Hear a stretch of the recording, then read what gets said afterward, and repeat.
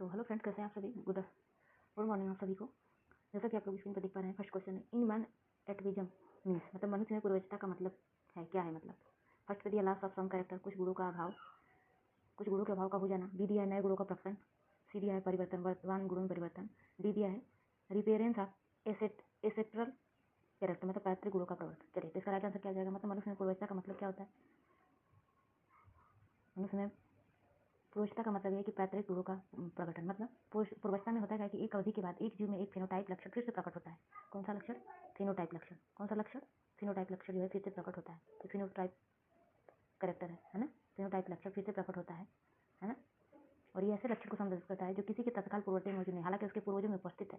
यह विकास की प्रक्रिया के दौरान जीन के व्यवहार के कार्य संभव। मनुष्य में अवशिष्ट पूंछ के साथ पैदावार शिशु या बड़े दांत इसका उदाहरण है ना। किसका? मनुष्य में पूर्वजता का उदाहरण है ना। जैसे पूछ हो गया, कानों के बाल, जो फीमेल जो है उनमें कानों पर बाल होना है। इसका राइट आंसर क्या हो जाएगा?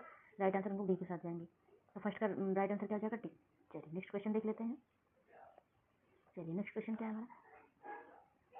चलिए नेक्स्ट क्वेश्चन है, which of the following is a true statement, निम्नलिखित में से कौन सा सही कथन है। फर्स्ट पे दिया 4 limbs of horse and flippers of whale और एनालॉगस स्ट्रक्चर, मतलब अश्व का अग्रपाद और व्हेल के फ्लिपर्स अनुरूप संरचना। बी दिया analogous organ are not suggestive of any kinship, मतलब अनुरूप किसी भी समानता को इंगित नहीं करते। सी दिया है होमोलॉगस ऑर्गन, मतलब homologous organ are not suggestive of kinship, सजातीय इनकी समानता को इंगित करना। डी दिया है wings of insect of homologous to wings of birds, मतलब कीटों के पंख जो है पक्षियों के पंखों के सजाती हैं। चलिए, तो इसका राइट आंसर देखते क्या है। मतलब जो इसका मतलब क्या है, इसमें पूछा है कि अनुरूप अंग किसी समानता को इंगित नहीं करते। मतलब इसमें कौन सा कथन जो है सही है।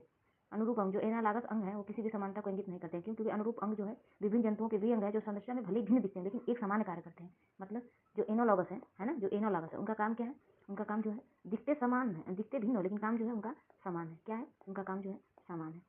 ठीक है, तो इस प्रकार से इसका राइट आंसर क्या हो जाएगा। राइट आंसर हमारा बी हो जाएगा। चलिए, तो दूसरे क्वेश्चन का राइट आंसर किसके साथ जाएंगे? बी के साथ जाएंगे। चलिए क्वेश्चन नंबर नेक्स्ट देख लेते हैं, मतलब क्वेश्चन नंबर तीसरा देख लेते हैं। चलिए क्वेश्चन नंबर तीसरा देख लेते हैं। क्वेश्चन नंबर तीसरा क्या, वे जातियाँ जो भिन्न भौगोलिक क्षेत्रों में पाई जाती हैं, वे जातियाँ जो भिन्न भौगोलिक क्षेत्रों में पाई जाती हैं कहलाती हैं, क्या कहलाती हैं? बायोस्फीयर, मतलब बायो प्रजातियाँ, एलोट्रॉपिक प्रजातियाँ, सिंपैथिक स्पीसीज या सिबलिंग प्रजाति। चलिए, इसका मतलब क्या है, वे जातियाँ जो भिन्न भौगोलिक क्षेत्रों में पाई जाती हैं उनको क्या कहते हैं? एलोट्रॉपिक कहलाते हैं। क्या कहते हैं? एलोट्रॉपिक कहलाते हैं। लेकिन जो एलोट्रॉपिक प्रजाति है वो है क्या? पैतृक आबादी के समूह भौगोलिक अलगाव की अवधि के कारण अलग अलग जो प्रजातियाँ उनमें विकास होता है, और ये एक भौगोलिक परिवर्तन जो है जनसंख्या के सदस्यों को एक से अधिक समूहों में विभाजित करता है। वहीं पर यह सिंपैथिक प्रजाति है, जो सिंपैथिक है, ये क्या है? सिंपैथिक जो प्रजाति है वो एक ही पैतृक आबादी होगी लेकिन समूह के बिना किसी भौगोलिक अलगाव के अलग अलग प्रजातियों में विकास होते हैं। मतलब समूह तो होगा इनका, लेकिन उनके बिना, समूह के बिना अलग अलग क्या होगा? उनका विकास होगा। तो इसका राइट आंसर किसके साथ जाएंगे हम लोग? फर्स्ट का राइट आंसर क्या हो जाएगा? ए हो जाएगा। फर्स्ट का राइट आंसर क्या हो जाएगा? ए। हम लोग नहीं, सॉरी, बी। चलिए, बहुत अच्छा। चलिए, तो नेक्स्ट क्वेश्चन देख लेते हैं हम लोग। चलिए क्वेश्चन नंबर 4, क्वेश्चन नंबर 4 पे आ जाते हैं हम लोग। चलिए, mutation is essential for evolution because, उत्परिवर्तन जैव विकास के लिए आवश्यक है। क्यों आवश्यक है? क्योंकि इट कॉज रिकॉम्बिनेशन, जो पुनः संयोजन करता है। बी दिया है हमारा, बी की यह नई भिन्नता को पैदा करता है। सी दिया है brings balance in the nature, same या प्रकृति में संतुलन लाता है। डी दिया है जीवन के लिए संघर्ष को रोकता है। इसका राइट आंसर क्या हो जाएगा? चलिए, म्यूटेशन, म्यूटेशन उत्परिवर्तन जानते हैं। परिवर्तन क्या है? परिवर्तन एक ऐसा परिवर्तन है जो हमारे डीएनए का जो सीक्वेंस है, जो उनका अनुक्रम है, उनमें क्या कर देता है? उनमें बदलाव कर देता है। डीएनए का जो अनुक्रम, उनके मतलब जो म्यूटेशन होता है वो डीएनए के अनुक्रम में, मतलब डीएनए के सीक्वेंस में क्या होता है? परिवर्तन होता है। ये होता कभी, ये कोशिका विभाजन के दौरान जो है, जब डीएनए जो है नकल जो करता है, कॉपी करता है, उसमें जो गलती हो जाती है उसी वजह से होता है। तो उत्परिवर्तन जो है इनका, चलिए, तो इसका कारण क्या है उत्परिवर्तन का? म्यूटेशन का उत्परिवर्तन म्यूटेशन के लिए इसेंशियल क्या है? आवश्यक क्या है म्यूटेशन के लिए? तो इसका राइट आंसर हमारा यह नई भिन्नता पैदा करता है। म्यूटेशन से होता क्या है कि इट प्रोड्यूस न्यू वेरिएशन, नई भिन्नता पैदा करता है। चलिए, तो हम लोग आगे बढ़ेंगे। चलिए क्वेश्चन नंबर 5 देख लेते हैं। क्वेश्चन नंबर 5 क्या पूछ रहा है? चलिए, बहुत अच्छा। इको आर इज वन, मतलब इको आर इज वन है क्या? किसी को आ रहा है तो बताएं। इको आर वन क्या है? टर्मिनल ट्रांसफरेज और रिस्ट्रिक्शन एंजाइम, मतलब प्रतिबंधित enzyme, vector virus, vector plasmid. चलिए देखते हैं कि जो इको आर वन जो प्रतिबंधित एंजाइम है, यह है क्या? यह एक प्रतिबंध एंडोन्यूक्लियोज है। क्या है? इंडोन्यूक्लियेज है। क्या है? इंडोन्यूक्लियेज है क्या? इंडोन्यूक्लियेज। जो हमारा इको आर वन है वो क्या है? इंडोन्यूक्लियेज।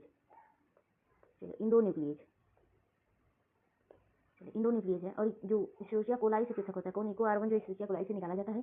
और ये क्या करता है? डीएनए की जो अनुक्रम की लंबाई का निरीक्षण कार्य करता है। कौन? इको आर वन है। ये एक बार जब अपने विशिष्ट पहचान अनुक्रम को पाता है तो ये डीएनए से जुड़ जाता है, और डीएनए के जो हेलिक्स है, जो हेलिक्स के 2 स्ट्रैंड है, उनके शुगर फास्फेट के बैकबोन से, उनके शुगर फास्फेट के बैकबोन में जो विशिष्ट बिंदुओं पर काट देता है। कौन? इको आर वन काट देता है। यह विशेष रूप से हम लोग पढ़े हैं 5' है ना, एंड थ्रीन पढ़े है ना, 5 एंड थ्रीन, इनके जो अनुक्रम वाले प्रतिबंध स्थल उन पर कटौती करते हैं।